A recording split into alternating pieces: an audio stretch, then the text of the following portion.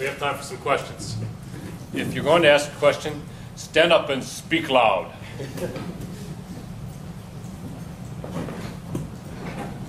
Or sit and speak loud.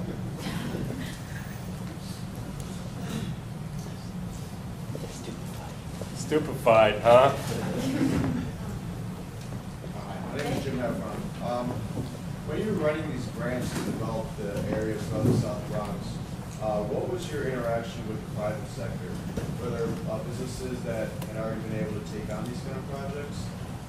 I'm trying to think. It was mostly. Oh, sorry. The question was, and correct me if I'm wrong, what was our interaction with local businesses as we worked to create some of these projects and write funding around them? Much of it was just make sure that we were in constant communication, with many of the businesses, because we certainly didn't perceive any of them except the ones that were needlessly polluting and knew it as our enemy, quite frankly. And that in and of itself was a different mode of operating as a community organization in our community that we needed to make allies. And one of the ways that we would do it, especially around the Greenway, which is a real easy way to do it, is say to these businesses that did line the Greenway, like, hey, this is actually going to be an amenity for you and your people too. Like people that have these kind of opportunities in nearby their workplaces are actually more productive workers, etc. It's also another way for them to actually get to work. They can bike to it instead of dealing with like the crappy, horrible, car and not so great bus service that services that area too. So much of it was just being in communication with folks. They didn't, with the exception of the park that we did, some of that land was actually given over to that park, by the Hunts Point, what's it called? The Hunts Point Produce Market, which is the world's largest food distribution center. So that was actually a gift. So yes, so that was a pretty doggone big and kind gift. But yeah, much of it's really just making sure that we're looking at different people's self-interest, and that was a good way to do it. Yeah. Do you know how the homeless population was affected by your Sustainable South Bronx project? I'm just curious, because that's probably a significant population, given the poverty. You know what, that's a good question, and I know, God knows we have. Like honestly, the days in New York where you would see homeless people everywhere are just over. It's not like what it used. We still see them, but it's not. I mean, you were tripping over them in the late '90s. It's not like that. I mean, we have plenty, whether they're drop-in centers or overnight facilities all around the city, but and definitely in our community too. But I couldn't really speak totally about it, to tell you the truth. Yeah, that's a good question. I need to find it out. Thanks for asking. Yes? I'm curious about how old your organization is. 7 years. Can you repeat the question? How old are we? 7 years. Really impressive how much work you've done in 7 years. And I'm from New York City and working on some projects and running up against such resistance with the city. And I'm just curious about how you developed relationships that seem to really cultivate this really amazing positive force in South Bronx. Yeah, the question is about how do you create some positive relations with the city, or how have we, especially in our short period of time we've been on the face of this earth. It's not, I think one of the things that we pride ourselves on is being an organization of integrity and speaking truth to power as we need to. I mean, we started off that way. That's the way we're going to work ourselves out of jobs. So we will work with our city on everything that we possibly can. Like we absolutely oppose them. When they were doing with trying to create a more inequitable situation around solid waste handling, then we worked with them to actually create a bill that we hope passes really soon that actually creates a more equitable solid waste plan in the city. They started to see some of the value in creating parks in our community for just the same reasons that came out of here. And the fact that we were constantly pushing them to do so. So in a bunch of different levels, like we really became their poster child for like how you create a fabulous working relationship with the community. And yeah, we got something out of it too. It's like, hello, I want some parks here. Then you could trot us out. It's like, a great group to work with.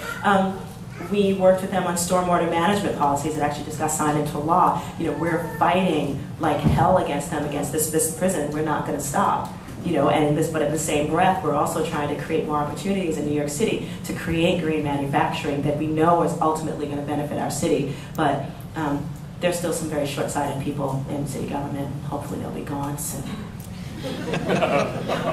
So, huh? How many do you have on staff? Now we've got 12 total, but 3 of them are actually totally in the field. Those are our Greenway stewards and their manager. 2 of them are admin. So we've actually got a really lean program staff. There's only 7 of us. Really lean. But yeah, we're good. Okay, back there. So you're fighting against the construction of these jails, right? Obviously, the city must feel it like there's a need for it because there are prisoners that need to be placed someplace. I was just wondering what your suggestion is for what to do with those people. Because I mean, like, I'm all for not having a jail, but what do you do with these people? Our city's jail population has been going down since the 90s. We actually import people into our jails. So prisons also, again, prisons in general in this country are really amazing growth industries. I mean, think about it.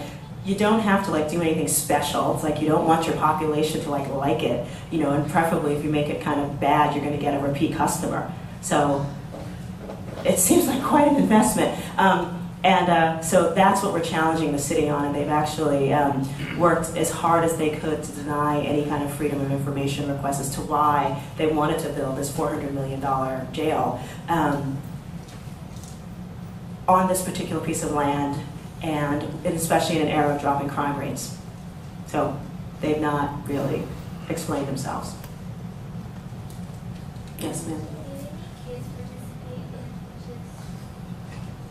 Yeah, the question was, did any kids participate in it? Yeah, I mean, I think nothing really captured the imagination of anybody more, or of the fact that kids could actually play a role in this. I mean, everything from cleanups to really just claiming, the new spaces as theirs. It was we happened to listen a lot to, in particular, young people who were really open to tell us the kind of things they wanted to see, in that park. The design itself actually came from a community planning session where kids got together. Most of the people that came were actually young kids, and got together and talked about the kind of things they wanted to see there. And so we just built it like that.